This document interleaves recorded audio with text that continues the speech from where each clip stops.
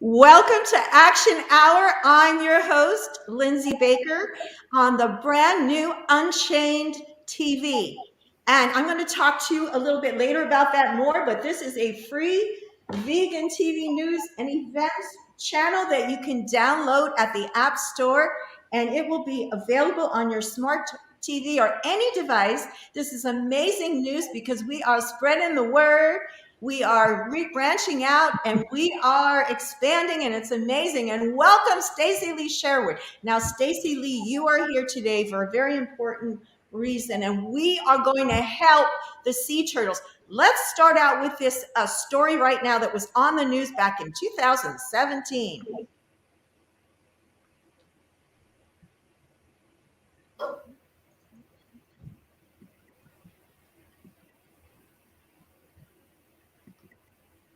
I don't think it's playing.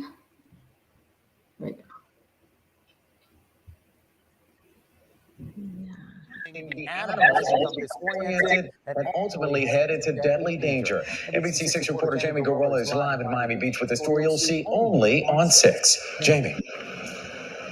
Yeah, this is a big problem for sea turtle hatchlings. They're basically confusing moonlight with city lights. For example, those globe lights here that belong to the condo, actually, they just shut those lights off as we know it. And also even city lights here at Loomis Park. All of those are drawing the sea turtles away from the ocean and here into the city. Almost 50 of them the other day, and unfortunately, at least one of them was ran over by a car.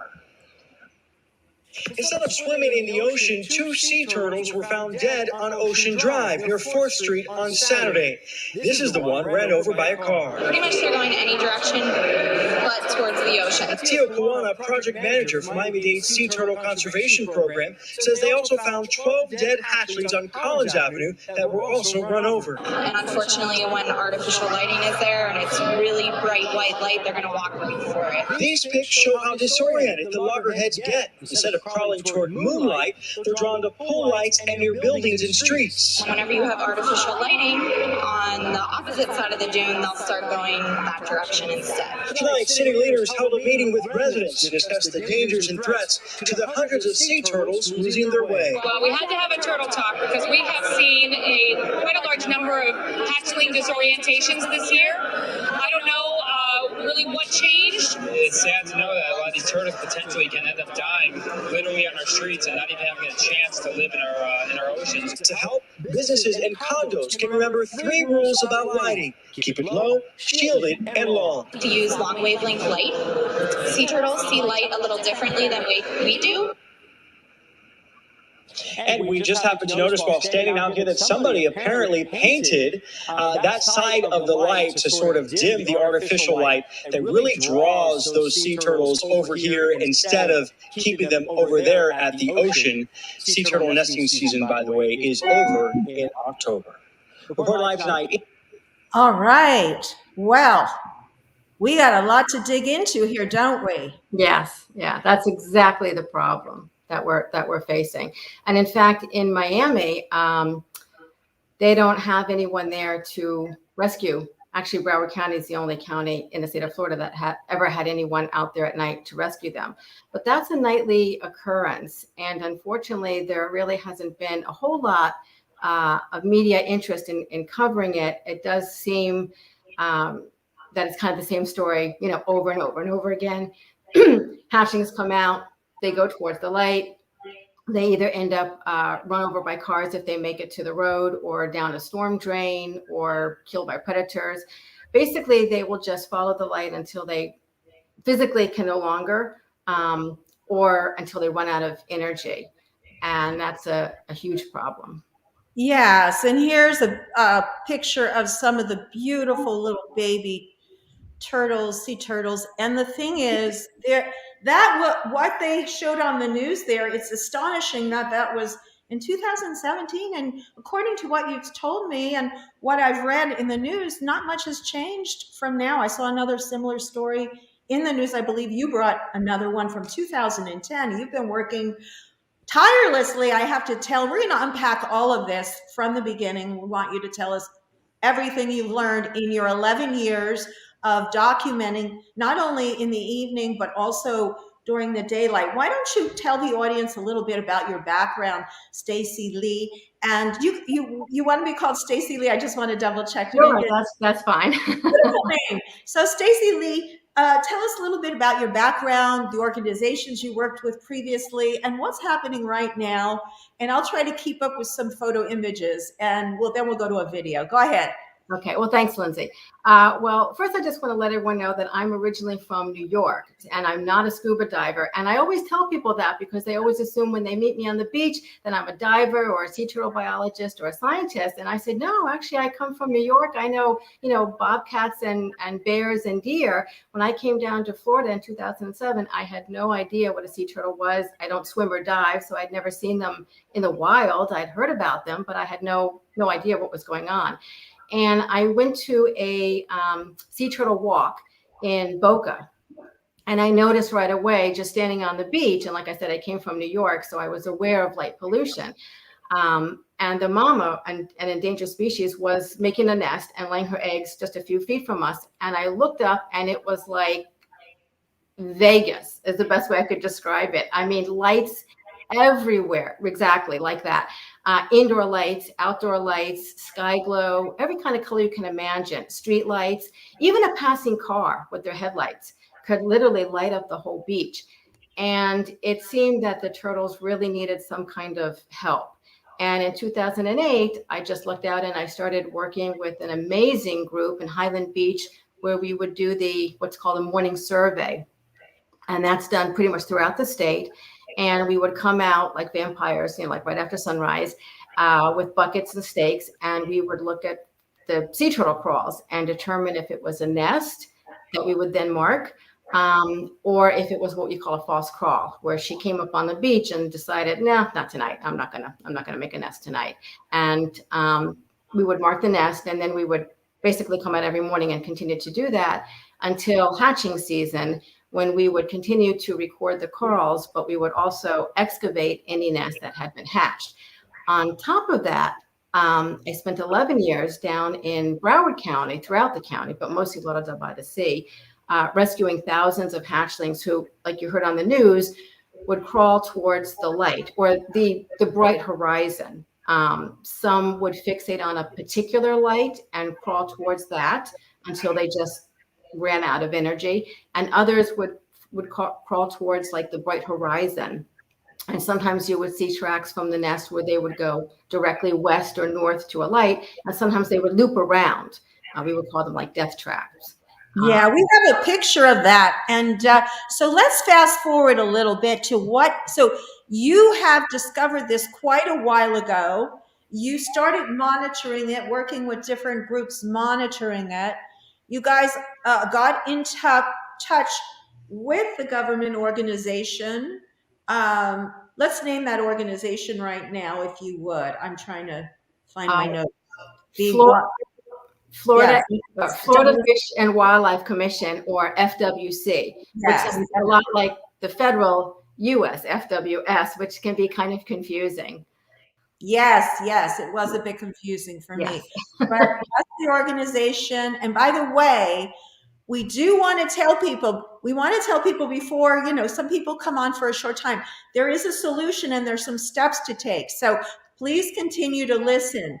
So as you guys were doing these rescues, as you say, you told me, which is the most surprising, because you said that the light situation, there are ways, as they showed on the news, to mitigate that a bit, but it's not going to be, it's like a Band-Aid, right? Solution. Yeah.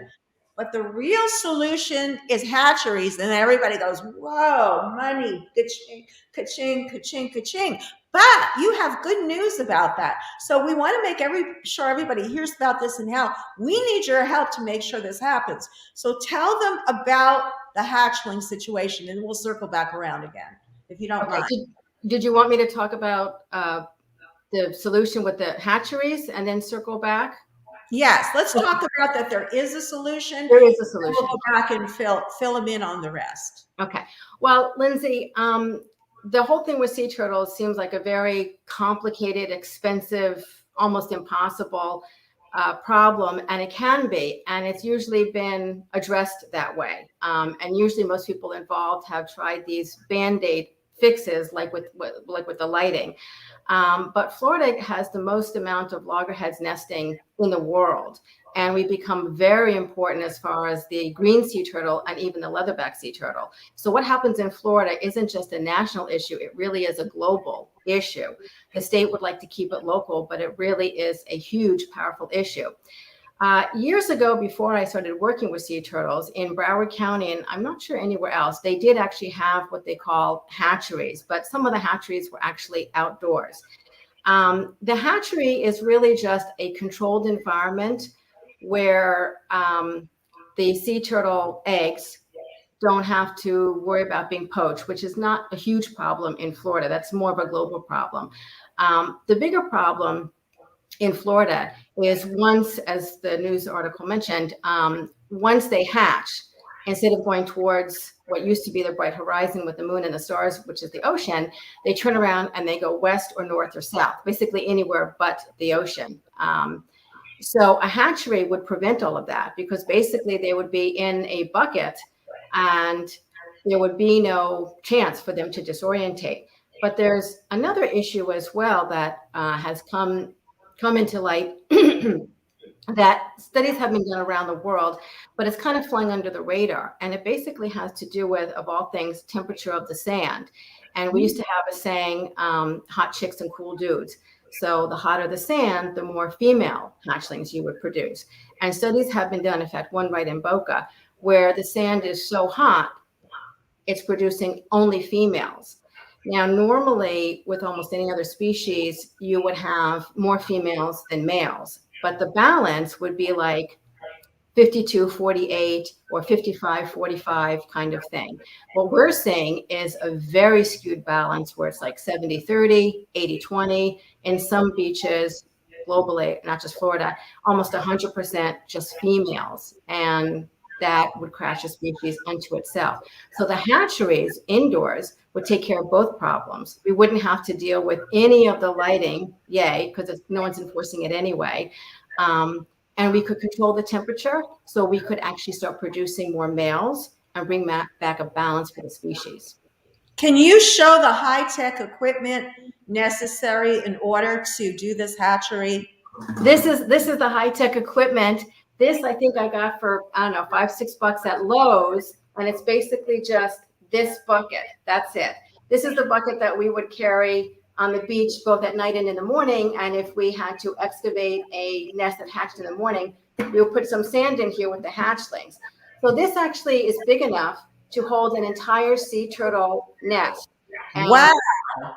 Yeah, all you have to do is dig up the nest very carefully, which you can be trained to do. Almost anyone could be trained to do it. You don't have to be a biologist or a scientist to do it. And you basically just mimic what the mama did. You fill this with sand and then just do layers of eggs.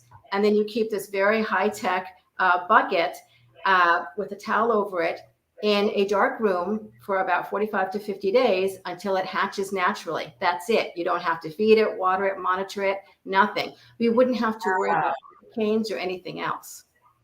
That is just amazing. So what is the pushback against doing that? Or has that been, that's of course been communicated and proven and so forth? You have all the documentation on it that it works. I know you've been at this for 12 years of just documenting and working with different individual scientists, et cetera. So why aren't they taking this step, do you think? Well, I think it's kind of human nature not to want to change. I think even if deep down you know what you're doing is not working or not effective or even causing harm, especially in government, you just don't want to change. You would rather just do these studies and have commissions and hearings, which really don't contribute to anything. We know from hatcheries in other countries that it works. And like I said, once they're in this very high-tech bucket, you don't have to worry about going to the business or homeowners and trying to get them to turn off the light. They don't have to buy shields. They don't have to buy red bulbs. We don't have to fill out thousands and thousands of forms and sent to the state, which are ignored anyway. So we would bypass all of that stress and literally come to a resolution. And then, like I said, on the flip fold, we can also, in some of the rooms, turn the AC on so that we could start producing males, because we've got two dire problems, each of which could basically cause extinction. Wow. And so easy to solve. Let's watch your speech that you recently gave. Now, many people don't know how important the lagoon is, as Marty had mentioned, to our endangered sea turtles. And for many of these young green sea turtles who swim and feed in the lagoon, it's very important to them. I first learned of the lagoon and how toxic it was 4 years ago during the coal stunning event of 2010, when we had hundreds of green sea turtles wash up nearly frozen. But it was actually a blessing in disguise. Many of these green sea turtles had fibropapilloma tumors. It's a deadly toxic disease.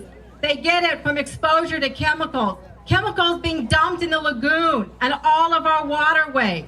Because the green sea turtle hangs around people more than any other species until they reach maturity at 20 years, they have 20 years worth of exposure to this. That's a long time. No wonder so many of them are in trouble and sick.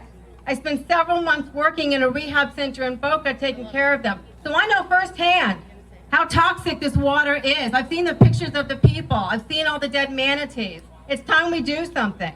And before we send the water south, we must stop all the dumping in the lagoon, regardless of where it comes from. Otherwise, we will continue to pollute the lagoon and then send dirty water south. So after we stop the dumping, then we need to send the water south. If we don't fix the problem now, we never will. We don't need any more excuses. We don't need any more studies. We want work now. Our sea turtle. Wow. I'm sorry it got cut off there for a moment.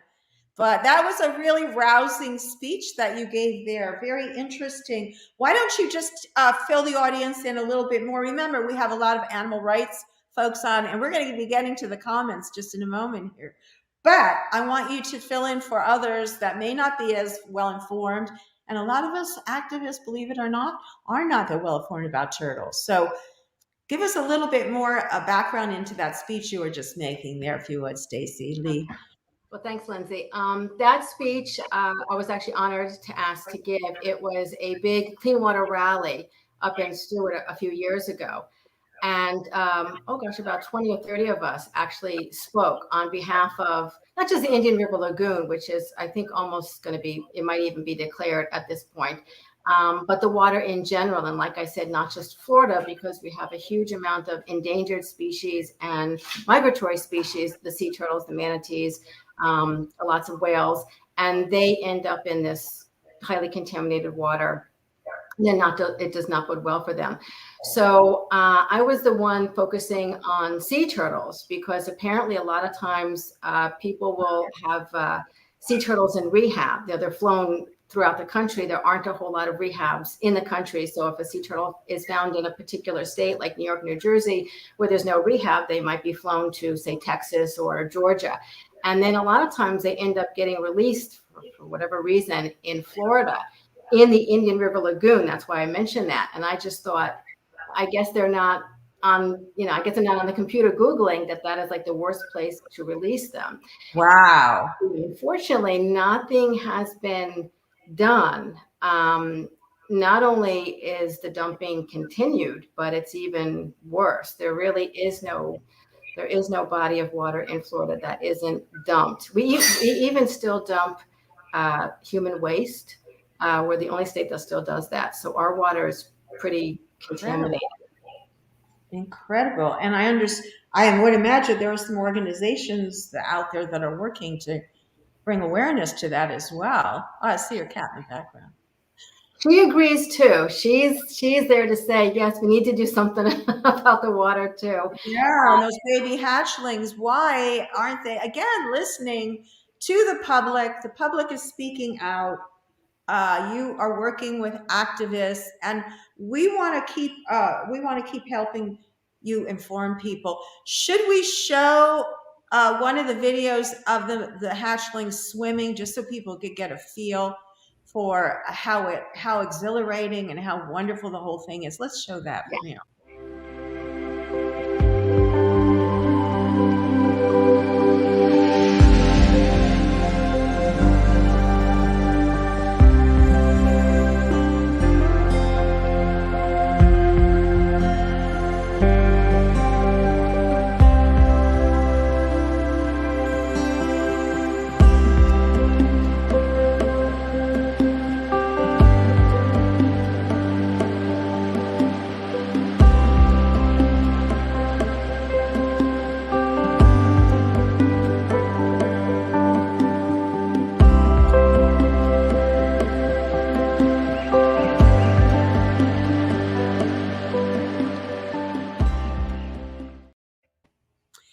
when I see the little baby hatchling going to the water, it reminds me of Suddenly Last Summer, the movie with Elizabeth Taylor. And it's a horrific story of how they get, I don't want to go into that, but they're so beautiful and vulnerable, and we just need to help them.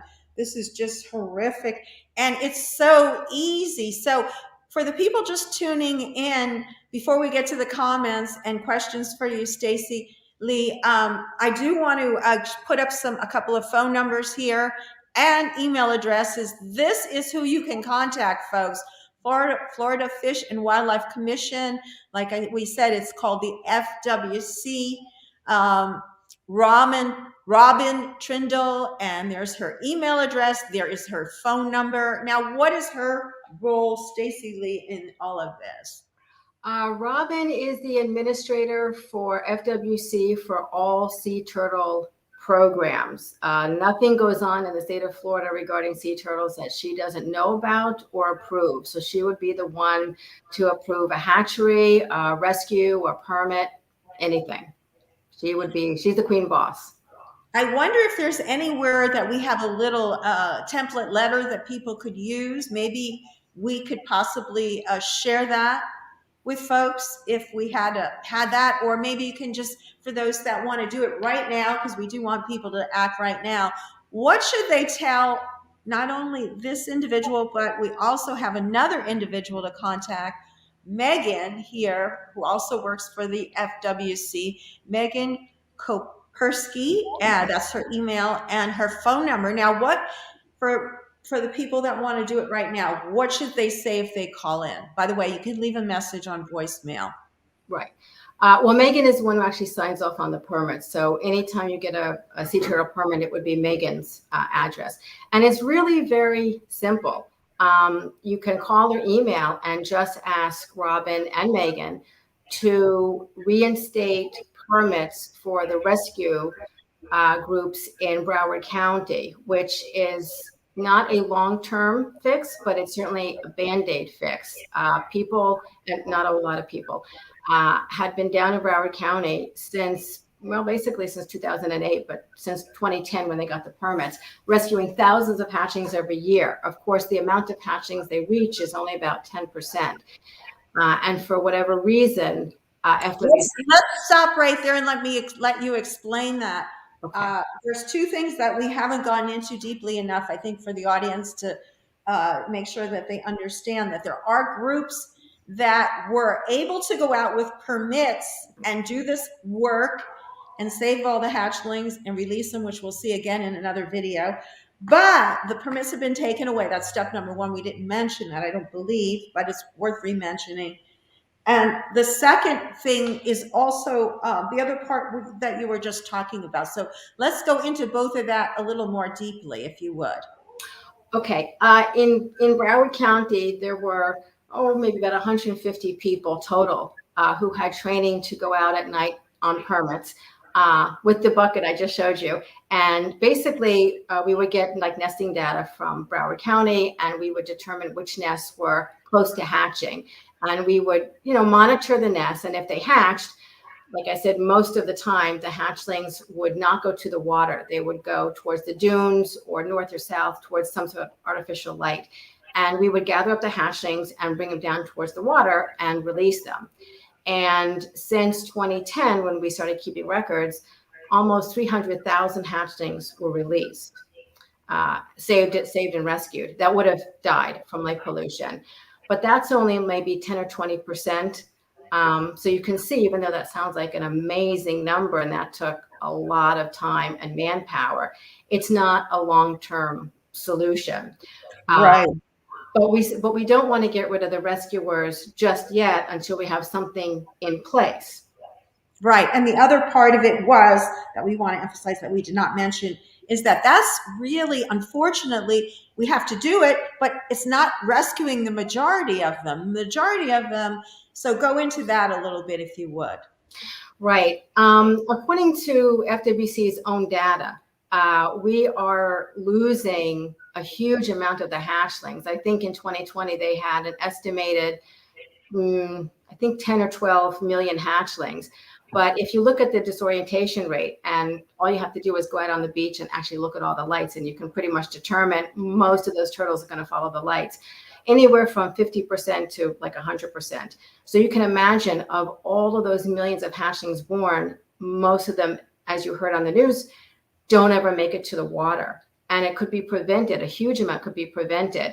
Having the rescuers out on the beach throughout the state is not a long-term solution, because most of the nests hatch out at like 2, 3 o'clock in the morning, and no one's really out there at that hour anyway. So it was really formed as a way of bringing to light the problem and trying to show that there is a way to kind of fix it, but it was never designed to be a permanent fix, because we don't have enough manpower, and it only covered one county, as you heard on the news in Miami. And there's no one down there in Miami. So basically, the lights are even worse than the pictures that you showed. It's literally like Vegas. So all the hatchlings come out, and it could be like 100 per nest, and they go towards everything but the ocean. So that is a huge problem. The hatcheries would basically prevent all of that, because the eggs would be put in a bucket, which we used to do. And it's so low tech. You basically excavate the nest the next morning, and anybody could be trained to do it. I was trained to do it, and I didn't know about sea turtles. So I can't hear you. I want to jump in here and answer a couple of the comments here or questions. And we want to reiterate to people, Tom Vincel, thanks for watching, one of our favorite viewers. They don't need an incubator. The incubator is low tech, Tom. Show that again if you would, because we want people to make sure they understand this. This is the incubator, Tom. That's it. Yeah, so it's very easy to do this. Yeah, and there's really no reason that they're not doing it. Yeah, pretty much we have a lot of universities that have students who are into marine biology, and part of their degree is actually coming out in the morning and doing what I did for many years, the morning survey. Part of that training is actually digging up the nest and relocating them further on the beach. Instead of putting them 30 feet back on the beach, we would just put them in a bucket, put them in a room with a towel, and just wait until they hatched out. It really is that simple. It doesn't have to be super complicated. If you think of all the universities and schools and nature centers, they got plenty of room. And it wouldn't be every nest either. It would be like the majority in the worst of areas. And we could be saving 70 or 80% of the ones we're losing, Yes, that is so important. We are getting some more comments. I think he asked about Tom again asked about the plastics, how that's kind of coming into play, plastic pollution and drift nets. Are those issues in Florida? Staci-lee? Yeah, we are having a huge amount of problem. Basically, from the time the egg drops into the chamber until the time the sea turtle draws their last breath, they literally have everything against them. And there's a lot of things we can't do a whole lot about. In order to fix the plastic pollution, we as a species would have to give up a lot. And Lindsey, that's just not realistic. It's just not going to happen. As far as we hope with continual education that we will make changes. And I think there is a lot, our government can do and corporations can do. I used to be a graphic design professor, and I taught a class in packaging, and I did go in and do research on it. So there's a thing called circular economy. So a lot of the plastics can be recycled back, and you'll notice some of the big companies, like one of the big cola companies, is taking back their plastic. But it shouldn't be so much. It's another situation like with, sad to say, some of the activist groups where everybody's doing it independently. But there are solutions, and those have to be, we want those solutions pushed also, and make people aware that they are there, that the circular economy is a way for us to reuse our resources and regain control of the pollution and a lot of stuff going on. So I just want to add that in there. Actually, the sea turtle issue can and should draw in all these people, all the groups focused on clean water, dumping, offshore drilling, animal rights, land use, coastal development, plastic, drift nets, fishing, long lines. All those individual problems affect sea turtles. And so it would be great if we had a huge network. We don't currently, because as you said, people like to have their like individual, projects and focus. But if we could get like a huge network, they really all go together. Yes. They really do. And one can help solve another kind of thing. Yes. It's like a domino effect. I wanted to jump in here and say that I know that you do work with other types of wildlife, and I do want to talk to you and have you come back on, and also come back and keep us informed about the sea turtles, which of course we understand as a network. We are all about veganism and the fact that how much of the world's problems it will solve. Seaspiracy is a film that everyone should see. You've also worked with the manatees. So this, as you say, it's a universal problem. The oceans, the land, it's all one. It's a universal problem, and it goes back to the same thing: greed, right? Yeah. And I'm also vegan, and so I absolutely encourage everyone to consider that, because it's not just a question of whether or not you want to eat a cow or a sheep. It really is take a step back and kind of look at everything that encompasses. It doesn't just affect sea turtles, though of course it does, as far as the water issue or the manatees, but it affects us as well, because when we have all that livestock, it contributes to greenhouse gas, and it also contributes to a huge amount of water pollution that we're drinking, that the sea turtles and manatees swim in, but we're also swimming in that water and drinking that water. So it really is, like you had mentioned, Lindsay, like a circle. Yes. When you pick out one little project here and there, you're not really going to be able to solve it long term, because nothing is in a bubble. Everything is interrelated. That's the thing. So we really yes. together.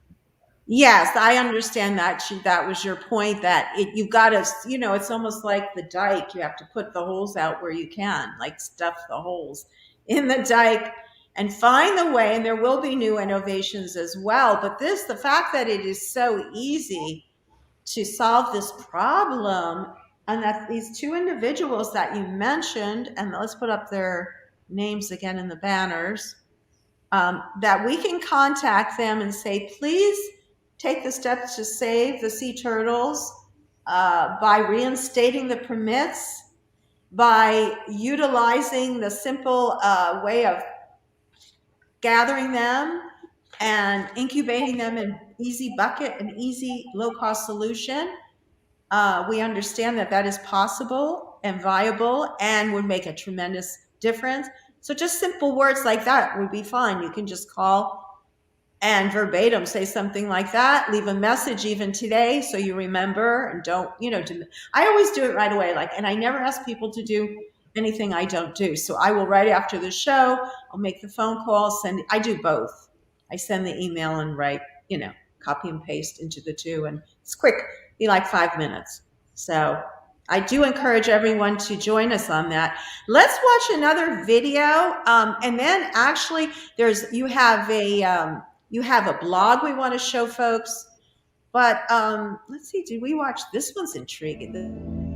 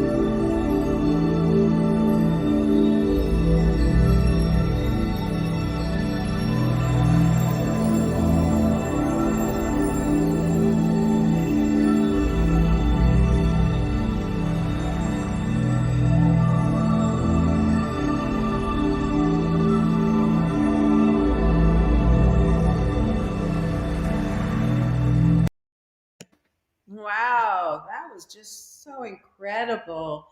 I just want to now share the article that you wrote.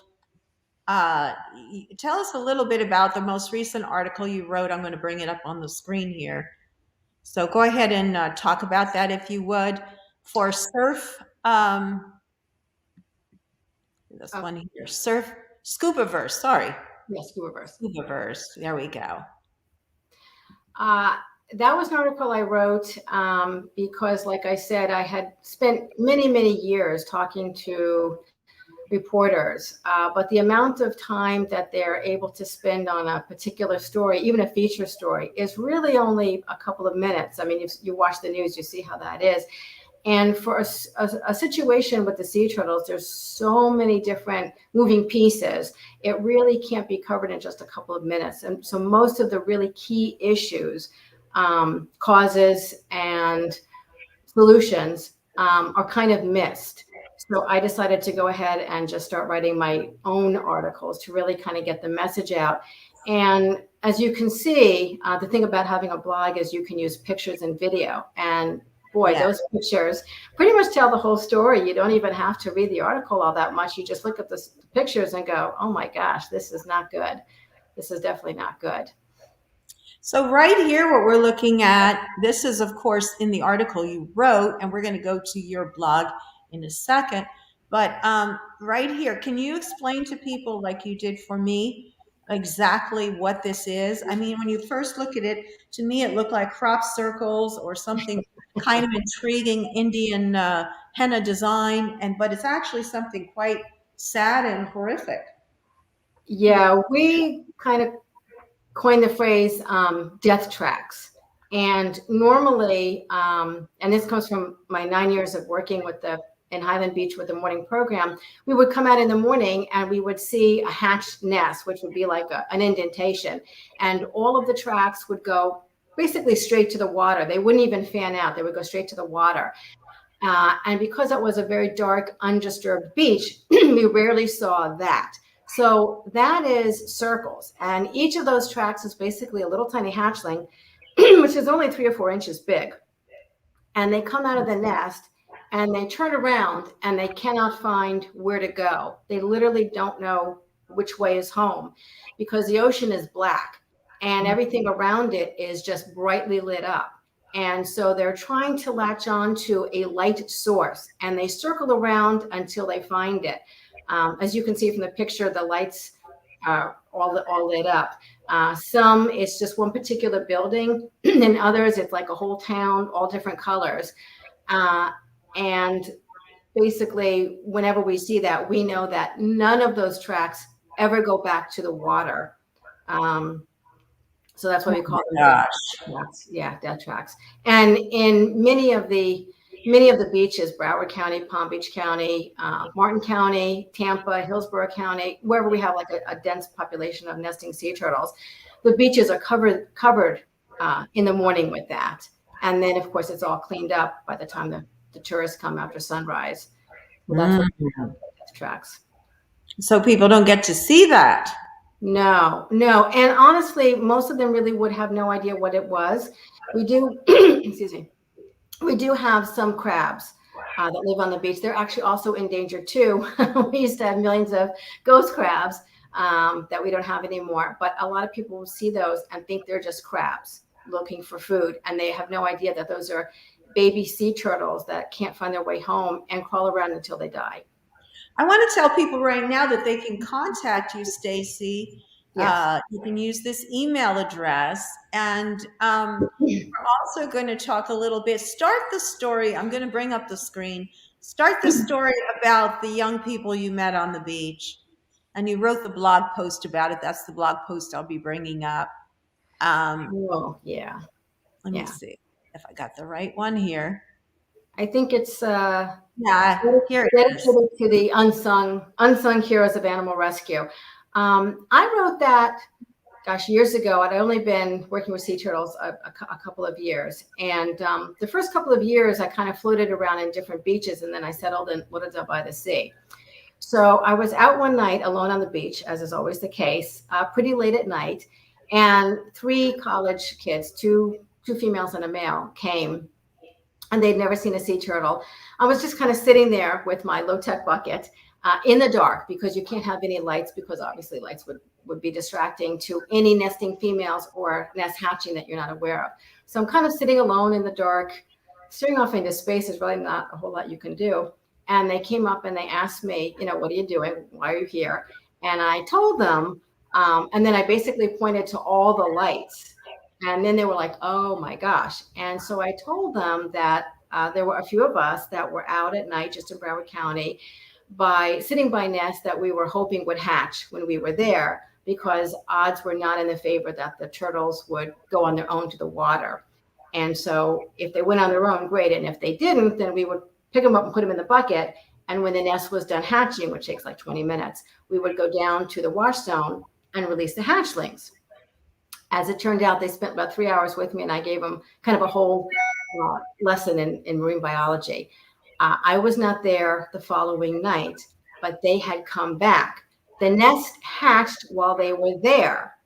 And as they told it to me, because I read it a couple of days after that, as they told it to me, they're watching the nest hatch, as you saw in Joni's video, where if you didn't know what it was, you were looking at it, almost looks like just kind of moving dog poop, but the little baby is starting to come out of the nest. And none of them went to the water. They all just literally scattered. So they didn't even go straight to the dunes. They just scattered every which way. Of course, they didn't have any of the buckets or anything with them. So they had baseball caps and jackets, and they just tried to, scoop up as many as they could. And they said, not that we didn't believe you, we thought that they would turn around and go to the water. And none of them did. And they saved an entire nest. And I just thought, that's why I'm there. Not just for me to physically rescue the turtles, but to educate people that this is a huge, huge problem. We're literally killing millions of them for no reason. Oh my And God. The first line of defense would be to change a white light bulb into a red light bulb, or to put, a very low-tech shield on your exterior lights. Indoor lights, we have no legislation for, so it basically is by the good graces of people that we catch on the beach and try to educate them to, turn off the lights or close your blinds kind of thing. But there's just so much sky glow, how it is out on the West Coast as well. When you go out on the beach, even if you turned off all the lights, there's just so much night traffic and sky glow. It would still cause a huge problem. And that's why I go back to the hatcheries. Now that picture is what you call a perfect hatch out. And as you can see, straight to the water, like not even a question. Yeah. We rarely ever see that. There. Yeah, Yes, I hope people see the tracks there. So the tracks, and I don't know if you see my little arrow, but the tracks run right to the beach. That's amazing. Yeah. Yeah, we wish we saw that continue. And look how beautiful these creatures, so intelligent. Yeah. Well, by the way, there are two. They're the loggerback and the leatherback. For the audience, I'm sure they'd love for you to, just for a moment, these precious creatures. Can you mention, Staci-lee, a little bit about the two different species and their characteristics? Actually, we have three. We have three. The first picture you mentioned with the big mouth open is called the loggerhead. And Florida has more loggerheads nesting on the beaches than anywhere in the world. So we are extremely important for loggerheads as a species globally. And they're called loggerheads because they have the big oversized head. In fact, when you see the mama crawling on the beach, they'll kind of like drop the head because it's so heavy. And then, the second is the green sea turtle, which is— So that's loggerhead. I just want to keep that's a loggerhead. Yes. Yeah. And actually this one was released from rehab, and he was very, very ferocious. Normally when they're released from rehab, they just smell the water and they go right in. But this particular one, I think his name was Teddy, he really had a lot to say about his visit, and he wanted to make his opinion known. But eventually, he was very happy to go back into the water. I bet what he said, if you translated it, wouldn't be for general audience. We're happy to see that he got back in the water into the wild where he belongs. Here's another logger. Go ahead. I'm sorry to interrupt you. Go ahead. This was what we call a morning hatch. And we kind of don't really want to see it. I mean, of course, it's human instinct to go, oh, babies, but we really want them to hatch naturally at night. So this nest, actually, they were blocked by a brick of all things. We did see a couple of tracks. And so we just started to kind of move some of the sand, and we noticed a brick. So when we lifted the brick off, this was in Highland Beach, boom, we had like, oh gosh, over 100 of these little loggerheads. So we put some sand in our big low-tech bucket, and we put all the hatchlings in the bucket and covered it with a towel, and then we released them that night. And basically they just slept in the bucket, so they didn't waste any energy. And we released them at night because releasing them during the day, they wouldn't really have much of a chance to survive because they'd be seen by predators. Staci, I want to jump in and give you a couple of points that I want you to bring up about. We have only 10 minutes left. Now, there are two programs the government is doing which are not really good for the turtles, and you want to talk about that a little bit? Yeah. And I made you think about it when you said about the energy, because there's the thing about them having a certain amount of energy they need to go up and into the water, right? So talk a little bit about that. Yeah. And like I said, we have about 10 minutes. Okay. Well, when circling back to the beginning, when I said that I had come here from New York and I didn't know anything about sea turtles, so I went on a turtle walk and I saw the nesting mama.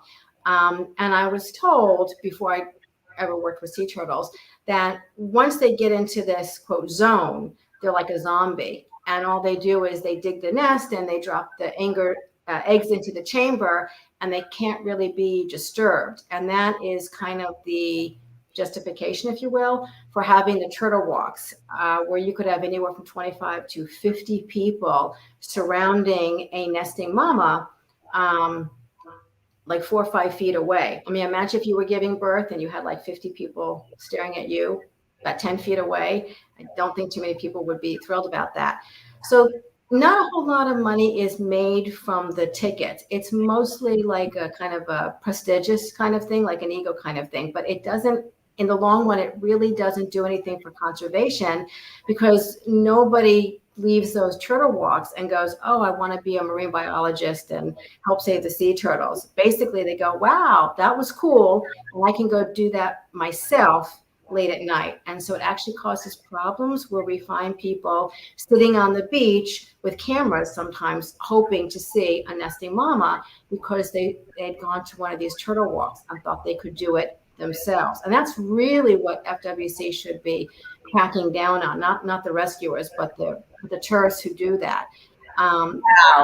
Yeah, but a bigger problem. But let me just jump in here, because we do have to give FWC the opportunity to come on Unchained TV at any time to give their side of the story regarding this issue. And so I just wanted to mention that we're happy to dialogue with them at any time. And their website, I did want to present their website here as well for people to go check it out. It's, which one is it? I'll have it up here in a minute, but here we go. Well, these are the two people that you need to contact, but let me keep going up here. One more. There we go. So if you want to contact them directly or check out their website, maybe you have some questions based on the information that we're receiving here from Staci-lee Sherwood, who has been documenting it for 11 years and certainly has provided reports and documentation. So yes, Staci, we're down to just a few minutes here. What would you like people to know?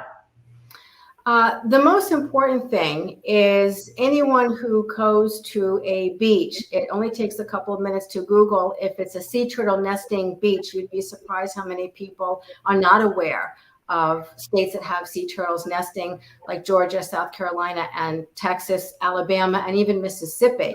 So you want to make sure that you're not on the beach at night if there are sea turtles nesting, and you want to pick up the trash and not have any, if you live on the beach, not have any lights that shine on the beach. It doesn't just affect sea turtles, it also affects a lot of other nocturnal animals. So that would be something just anybody can do.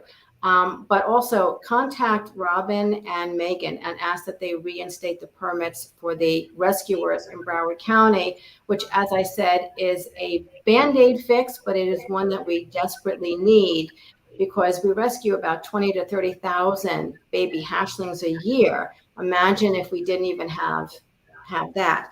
But a bigger thing is we really need indoor hatcheries, and the state will tell you it's big, it can't be done, it's expensive. I'm here to tell you they want the Show that bucket again. Show that bucket.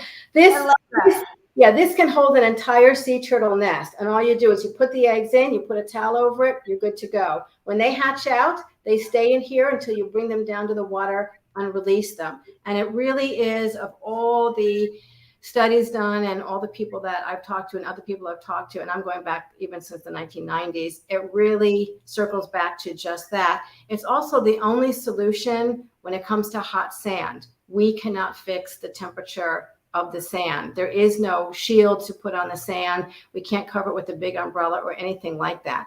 So without indoor hatcheries, we really aren't going to be able to save the species. They pretty much are on track to become extinct. And then if you add in, like the caller had mentioned, the drift nets, the long lines, the plastic, the toxic soup of the water, so many things we really can't do. This is something that we can actually do. We can start to get the ball rolling today. Right. We want to get the ball rolling and solve Today, all exactly. But today we can do this. And by showing our strength and solidarity and getting something like this done, it's easy. It builds our confidence in how much we can get our government officials to listen to us, which they should be doing. Yes, and I think people really, really want to find something legitimate. You know, they've seen fake news, fake groups, fake everything, and they don't know who to believe or what to believe. And so they kind of have taken a step back. This is something that is a legitimate solution. It can be done. It should be done. Hopefully it will be done. And I think when people realize there's a legitimate solution that anyone can contribute to, you will. By just making that phone call, right? By making these phone calls. Yes, yes. Yes, that is amazing. We are just about out of time, but talking about real news, don't forget to download that app, folks. And Staci-lee, please download the app as well. We have cooking. All this is free. Cooking shows, award-winning documentaries, music and entertainment, the latest news for veganism, conservation, animal rights, all sorts of stuff. Unchained TV. Go to your phone, download the app, and then watch on your favorite device. So there you have it, folks. Thank you for being on, Staci-lee. We want to keep informed about this issue, so please come back on again. Let us know what's going on. Let's get everybody to make that phone call along with me today, and we'll be sharing this out on our multiple platforms. Thanks for being on today. Thanks everyone for watching. Until next time, bye-bye. Bye-bye. Thank you.